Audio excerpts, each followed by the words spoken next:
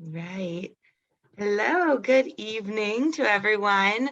I know we'll have some more people probably joining as we go, but we'll go ahead and get started on this. So thank you all for joining our current clients that are with us. And then also this is open to the public. So anyone else that's joining in, I'm the clinical director. My name is Erin Sensibaugh with Learning for All. And so I will be joining this evening, but Daniel is going to be leading this conversation tonight. So Daniel is one of our therapeutic tutors. He's certified cognitive mediator and certified in Barton reading and spelling. So the first few parent nights that we have had over the last few months have been focused more on Barton. Tonight, though, we are going to be focusing on cognition and our CIT procedures, which are known as our cognitive integration technique procedures. So Daniel is going to start by giving you an overview of cognition and then be able to share some specific examples of ways that we work on cognition at Learning for All in our sessions.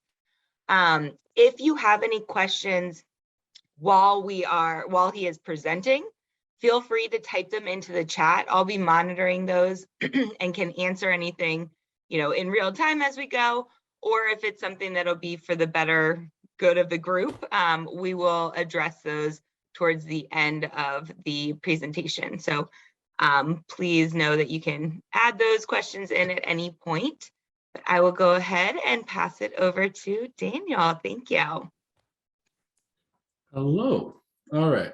So welcome back to those of you who have been here before, and to those of you who are new, welcome, welcome. So we're going to be talking about cognition and CIT procedures today. So let's just start here. Okay. Let's jump right into it.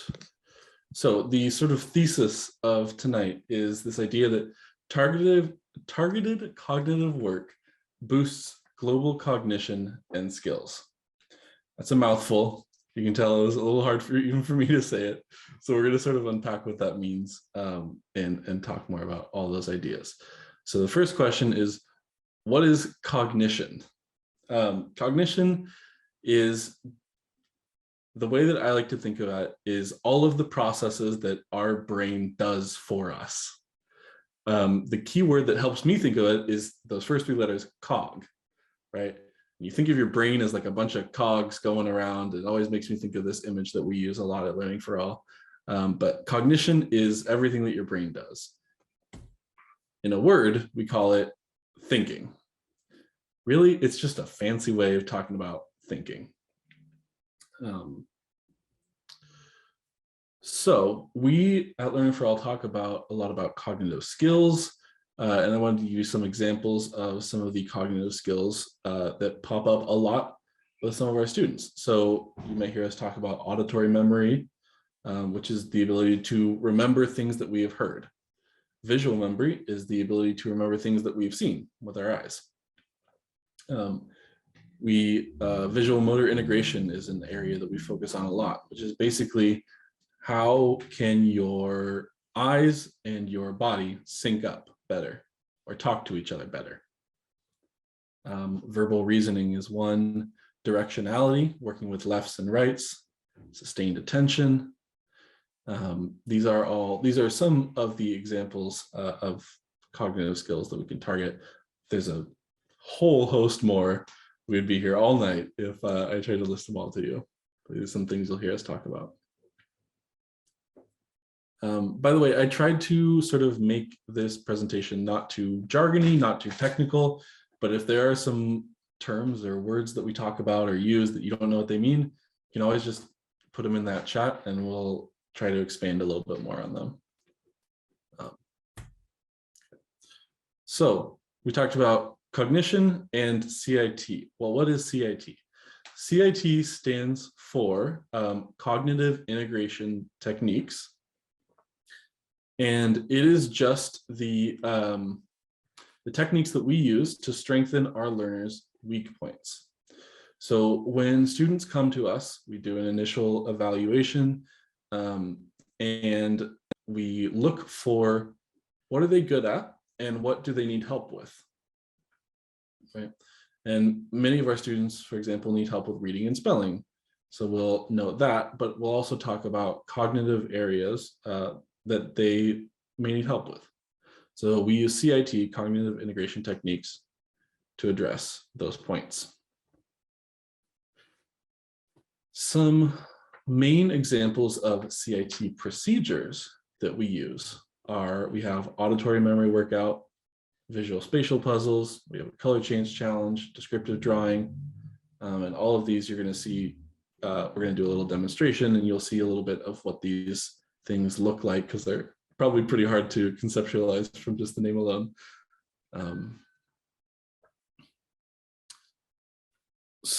The thesis that I said earlier was targeted cognitive work. Well, the CITs that we do are the cognitive work, the thinking work, but how do we target them? Well, at Learning for All, when your student gets matched up with a tutor or tutors, we target certain cognitive areas. Basically, we look at what they need help with and what needs strengthened based on a couple of things. That initial screening report that we get, or the functional assessment, and that gives us a good idea of what has been noticed in the initial assessment. But then as we go through sessions, as therapists, we also notice things that our students need help with. So we base it on that initial report, but also our interactions with the student along the way. If we notice, for example, that we're working on Barton with them and we're giving them a sentence to spell, but they have a hard time holding that whole sentence in their head. Well, that's a sign to us that the student is struggling with their auditory memory, perhaps. So we know that that might be something that we need to target.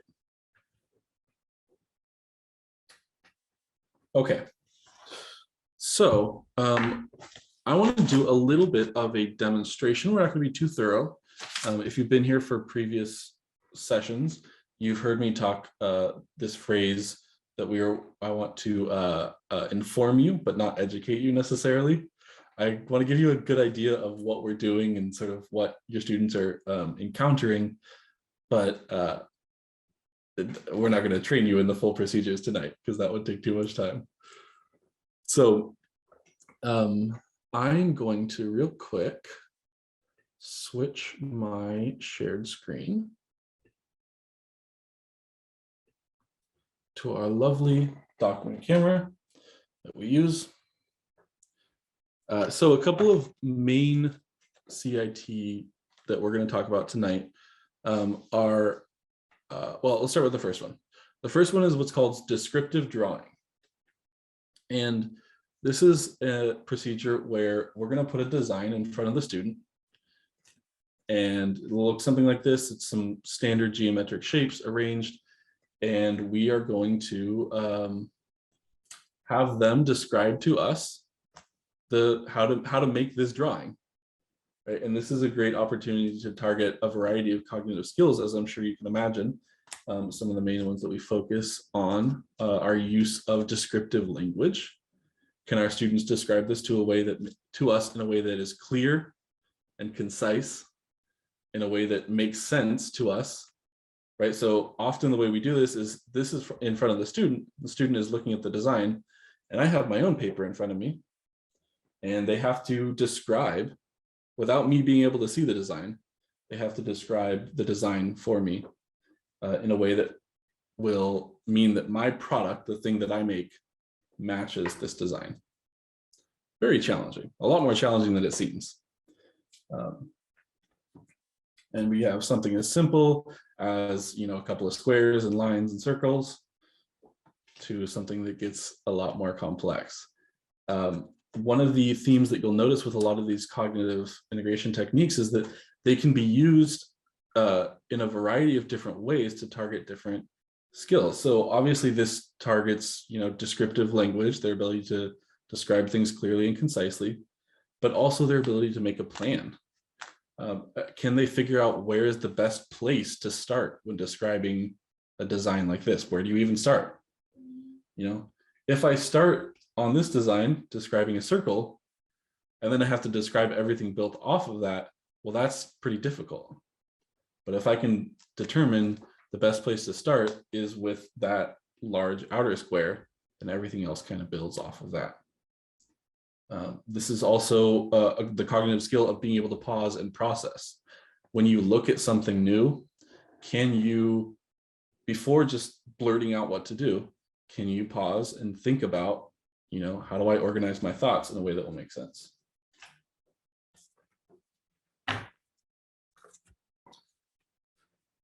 Okay, so that is descriptive drawing. Let's talk about another one that I particularly love called Color Change Challenge. And this is one that I love because it melts my brain a little bit. And one of the things that I try to instill to my students is the ability or the benefit of challenge for our brains. The only way that our brains will grow is if we do hard and challenging things. And we're actually going to talk about that a little bit later because that is one of our thinking focuses. But this activity, you can see we have, just rows of arrows of different colors. So we can start out by just going through and, saying the direction of each arrow, and then maybe the color, blue, green, red, orange. But then we start to switch it up. And we can have them alternate between saying the direction and the color. So we might go, purple, right, red, up. You can even tell with my years of experience doing this, this is challenging for me. And this is really challenging for our students as well. So we talk a lot about finding their zone of proximal development. Some of our students come in and they can't even do this first row without help. Great, that's exactly where they are, so that we need to challenge them a little bit. Some of our students come in and this is really easy right away. So we move down a little bit and we find a place that is more challenging for them so that we can push them a little bit, because if we're starting with things too easy, they're not really being challenged and the brain isn't really growing. They're not fully getting that benefit. So that's our color change challenge.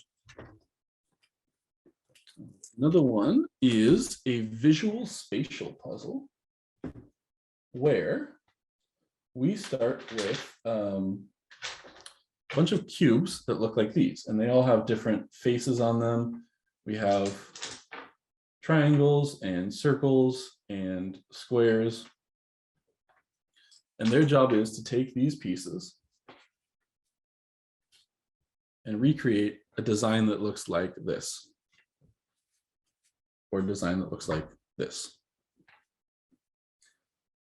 These are often a lot more challenging than they seem when you go to do them. And this is again something that challenges our students' abilities to formulate a plan. Can they figure out a place to start? But can they break the whole down into the smaller parts? Right? Can they notice patterns? For example, can you look at a design like this and tell me what it looks like in the bigger picture? I have one student who I was just doing a design with who told me this looks like a shuriken, like a throwing star. Or can you look at a design like this and break it down into smaller pieces? Can you recognize that this is a shape with rotational symmetry? If I turn this design, it's the same, right? Every time I turn it 90 degrees, I get the same design. Can you recognize that this is the same quadrant, just repeated?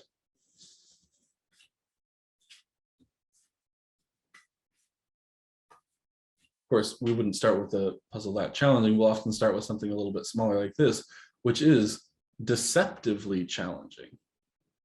Because you may think that you can put one big square in the middle, like that.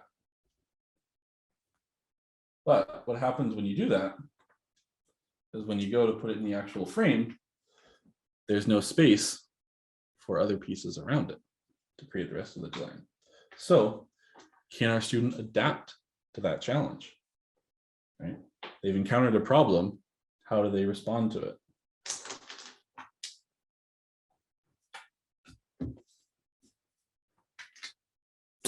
That one's one of my favorite ones. It's, again, very challenging. That's why I love it. And then the last one, I'm actually going to, we don't need a document camera for it. Let's just come back here.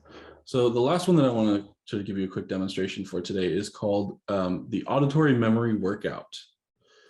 And what this is, you may be able to tell from the name. Auditory memory, remember, means remembering things that you hear, picking up information through your ears and holding it in your brain, and not only remembering it but for a second, but being able to work with it and maybe manipulate it a little bit.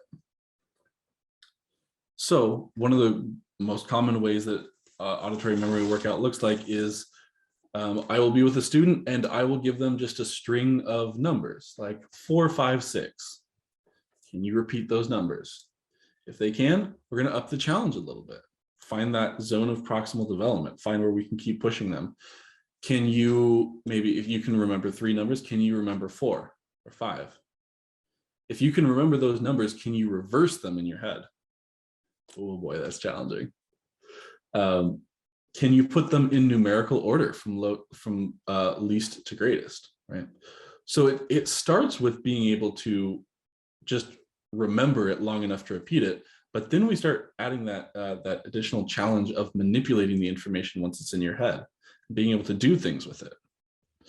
One of my students was asking me earlier yesterday, actually, why we're doing auditory memory workout. And she said to me, I'm never going to have to remember a string of numbers that someone has said to me. And the way I explained it to her was, sometimes you may. There are some situations where you are going to have to do that, but you're right. For the most part, you're really never going to have to remember a string of numbers. But it's just kind of like a professional athlete in the MLB, the Major League Baseball Association, has to do push-ups as part of their training. Never in my life have I watched a baseball game and seen a baseball player doing push-ups on the field in the middle of the game. But the skill that they're practicing by exercising their strength in that push-up helps with the other activities that they do have to do on the field. Right? So auditory memory workout may look like, in our sessions, it may look like working with a string of numbers, but in the classroom, it looks like remembering a sentence or a set of instructions that someone has told you. It may look like remembering a sequence of shapes, or remembering the steps to a new math problem, or listening to a lecture and holding the words in your head while you're taking notes.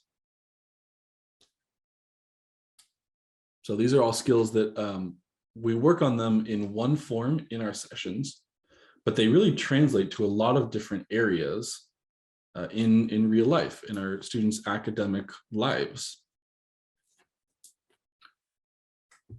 Okay.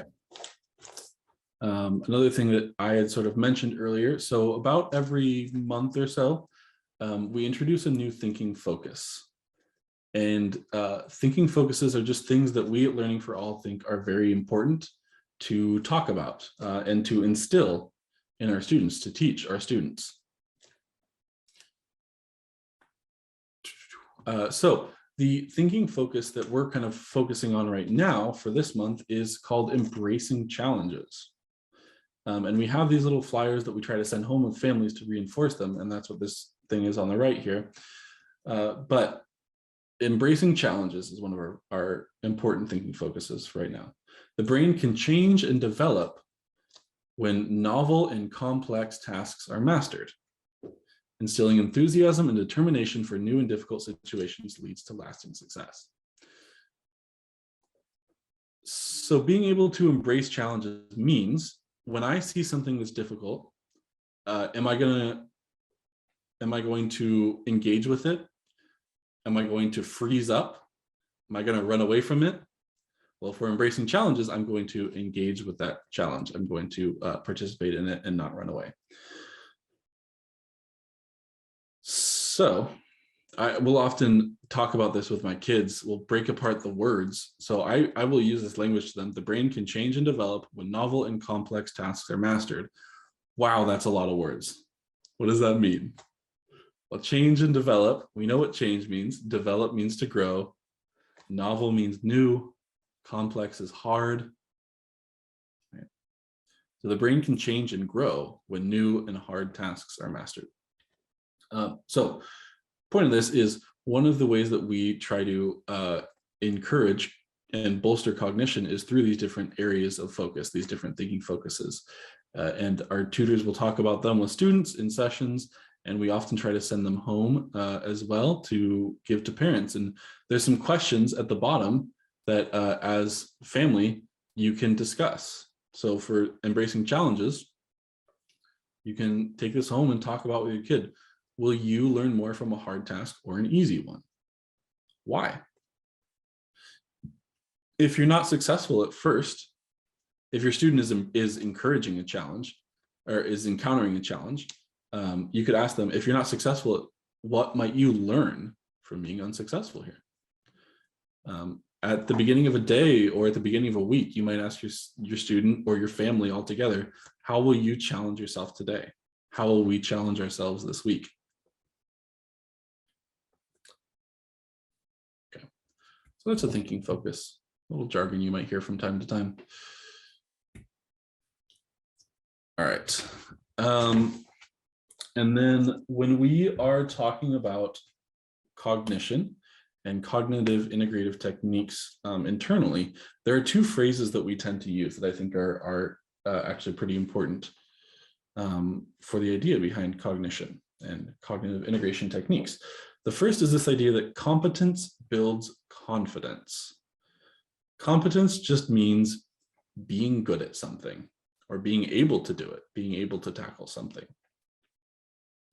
So a lot of our students will come to us and they've had problems with learning challenges for so long, and they've had challenges in the classroom to the point where they're kind of, they have a lack of confidence.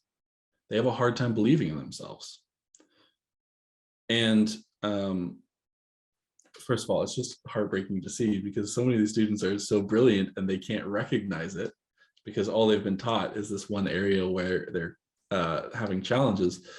But what we can do with our CIT techniques and with the rest of our sessions is to help them build competence, help them work on these problem areas so that they get better at them, and also help give them strategies to use when they're stressed or overwhelmed.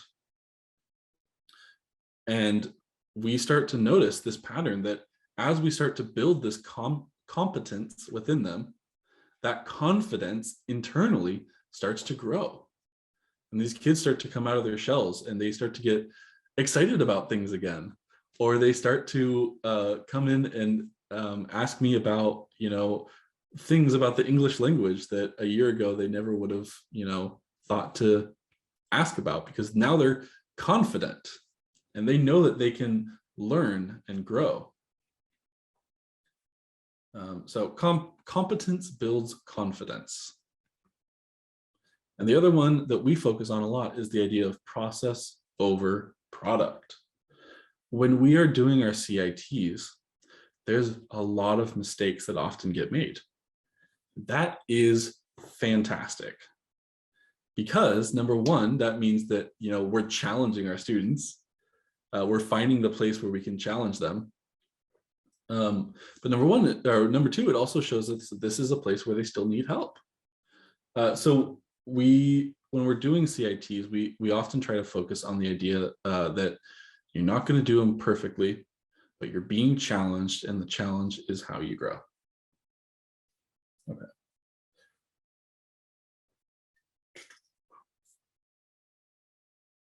All right, so let's return to this idea that I talked about at the beginning. Targeted cognitive work boosts global cognition and skills. So targeted cognitive work is that mouthful, but we were talking about it as cognitive skills or thinking skills. This is the way that we in our sessions look for deficits that our students have and work specifically on those challenges, and we tailor them to each student. So that boosts global cognition and skills, which basically just means it boosts their all over thinking and ability. So if a student, for example, is really struggling with their auditory memory, they have a hard time remembering things that they hear. If we can help them strengthen that and give them strategies to help bolster their auditory memory, then they can do things like listen to a lecture and take notes at the same time, which is going to build not just their auditory memory, but their overall performance in school. If students are really struggling with figuring out, with developing a plan for a problem, then that's gonna, when we work on that in visual spatial puzzles, they're not just gonna get better at visual spatial puzzles, because frankly, it doesn't really matter if they're getting better at putting a puzzle together. But what really matters to us is that they are able to take this skill of looking at a problem, figuring out a starting point and building from there. And they're able to apply it to all these different aspects in their life. And this is where this concept of transcendence comes in. Transcendence is a fancy word for taking the skills that we teach them and applying it to a bunch of different areas, right?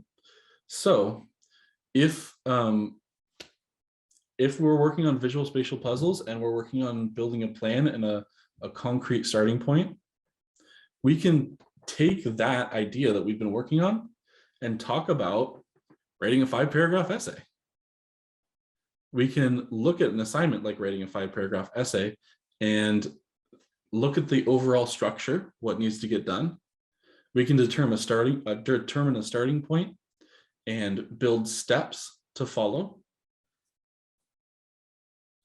So these skills that we're working on are not just specific to our sessions, but we can transcend them, we can apply them to a whole variety of different situations throughout their life.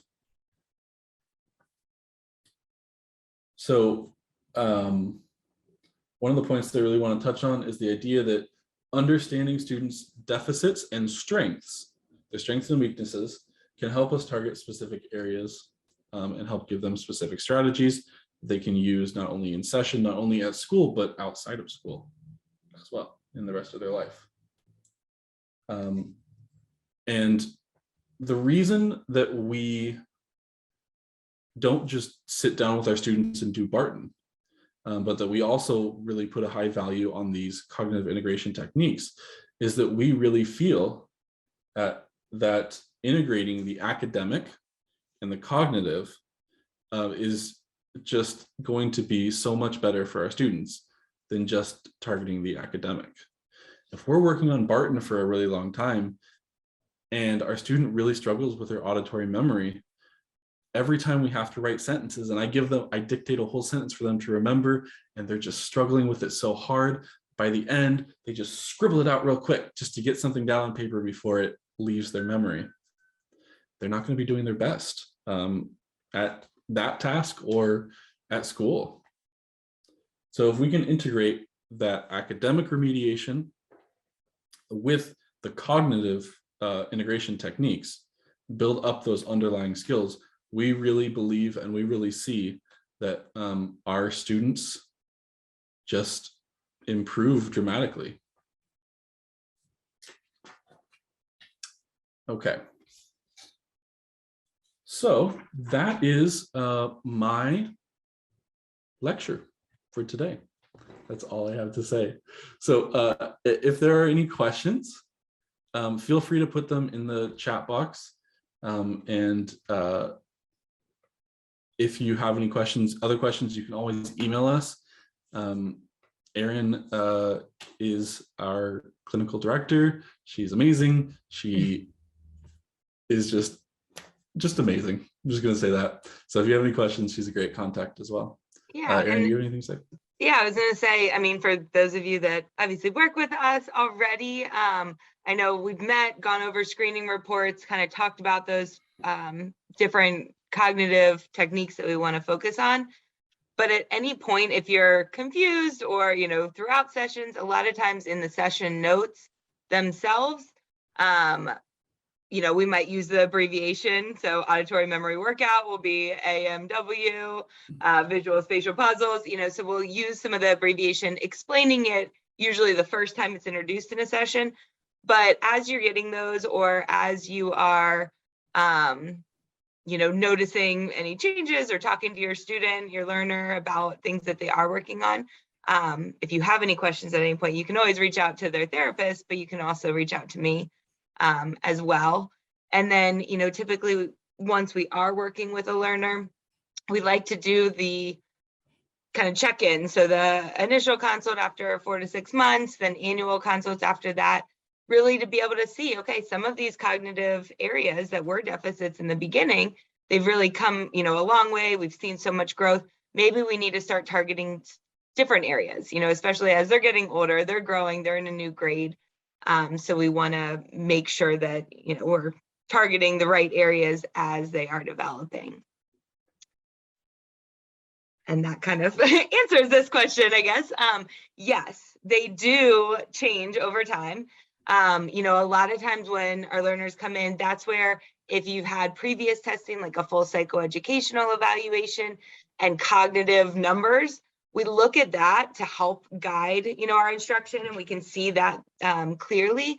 But then we still do our functional screening because we want to be able to see it in action. Sometimes we do notice some other areas, or we can really fine tune, okay, these are the main focus areas or the biggest weaknesses that we can incorporate into our sessions, because as Daniel said, there are a lot of different cognitive areas that we could work on, but we're also doing our academic. The cognition is just part of our sessions. And so, as they're going, if auditory memory is a big challenge, we are going to hit it hard. We're going to work on it in a variety of ways. Then as they start to strengthen that, maybe we notice, we need to work on a little bit of the visual memory or the sustained attention. As they're getting older and into middle school, some of the executive functioning challenges, it might change what our focus is based on, what they're what they're being given at school and in real life.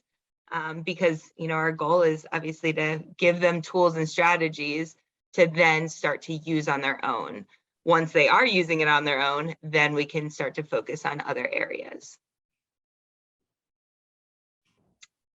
Any other questions that you might have right now? Yeah, the first one that Daniel did, the first CIT, was the drawing descriptions. So if you'll see it on there, it's like on the session notes, it'll be DD a lot of times, or descriptive drawings. So I think that was the first one you did, Daniel. Right? Yeah, that was the first one. Yeah.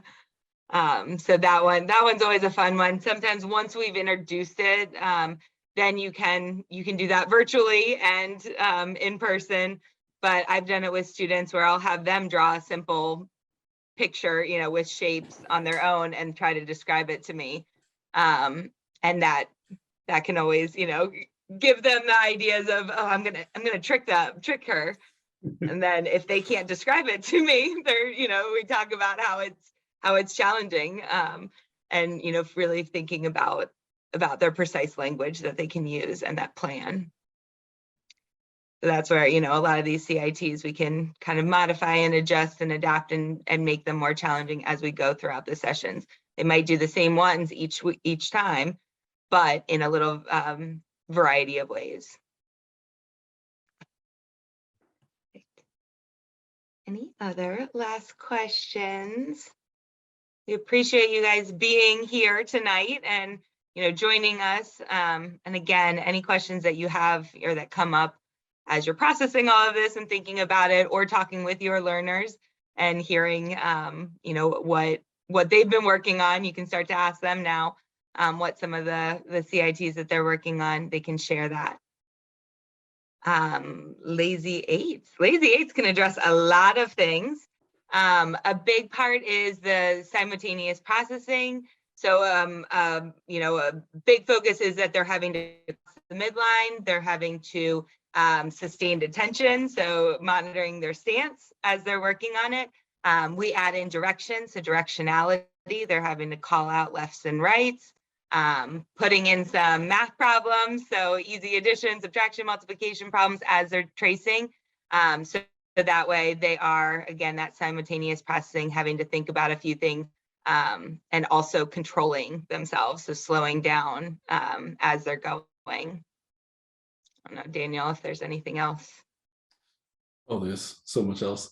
Yeah, But those yeah, are the no, main things that we can focus on. But again, based on the learner and based on what those main CIT kind of cognitive areas we want to focus on, we can do each of our CITs in a variety of ways, or knowing, if directionality is a big challenge for that learner, then we're going to spend more time working on that directionality in a few of them, but we can do that with lazy eights.